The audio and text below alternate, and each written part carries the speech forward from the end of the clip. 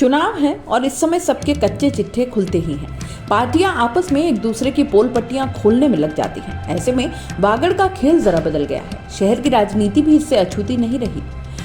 शहर विधायक के लिए कहीं न कहीं दिनेश खुडनिया का नाम हमेशा ही चर्चा में रहा। टिकट मिलने की चर्चा हमेशा बनी रही और साथ ही विरोध के स्वर भी लगातार उठते रहे। अब ईडी आप जानते हैं केंद्र की बॉडी है। ऐसे में राजस्थान में ये छापा पड़ना किसी को भी कुछ खास चौंका नहीं रहा, क्योंकि कांग्रेस शासित राज्यों या विपक्ष की जहां सरकार है वहां ऐसे छापे अब आम हो गए हैं। इसी क्रम में राजस्थान में पेपर लीक मामले में प्रवर्तन निदेशालय यानी ईडी की टीम कांग्रेस के सीनियर नेताओं के करीबियों के घर और ऑफिस पर छापेमारी कर रही है। शुक्रवार सुबह टीम जयपुर, जोधपुर और डूंगरपुर में करीब 9 जगहों पर पहुंची। ये सभी घर और ऑफिस दिनेश खुडनिया, स्पर्धा चौधरी और अशोक जैन के हैं।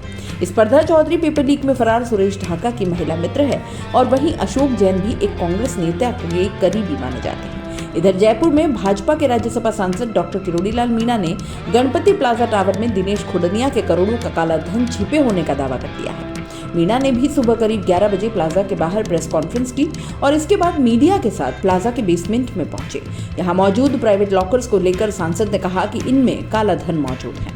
उनका कहना है कि जब तक ये लॉकर्स खोले नहीं जाएंगे तब तक वे धरने पर ही बैठे रहेंगे। ईडी के सूत्रों के अनुसार पेपर लीक में शामिल आरपीएससी सदस्य बाबूलाल कटारा और मास्टरमाइंड भूपेंद्र सारण को ईडी ने पिछले दिनों रिमांड पर लिया था।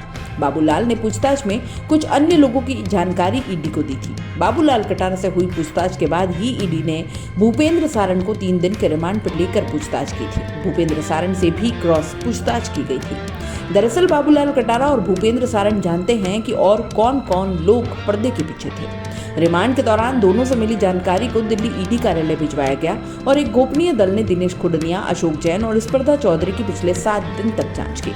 जांच में इनके बैंक डिटेल्स, बैकग्राउंड, कॉन्टैक्ट्स, आगामी विधानसभा चुनाव में इनकी भूमिका की जांच की गई। इसके अलावा सिविल लाइंस में कई वरिष्ठ नेताओं के संपर्क की जानकारी ईडी को मिली है और इस पर दिल्ली और गुजरात की टीम को जयपुर में छापेमारी के लिए भेजा गया है। ईडी को सर्च के दौरान सबूत मिलने पर सभी को ईडी मुख्यालय में आने के नोटिस दिए जा सकते हैं।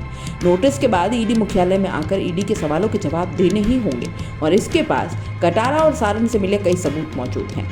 इससे साबित ये होता है कि पेपर लीक मामले में कई और लोग भी हैं जो पर्दे के पीछे थे। राजस्थान पुलिस ने उन्हें पकड़ा नहीं।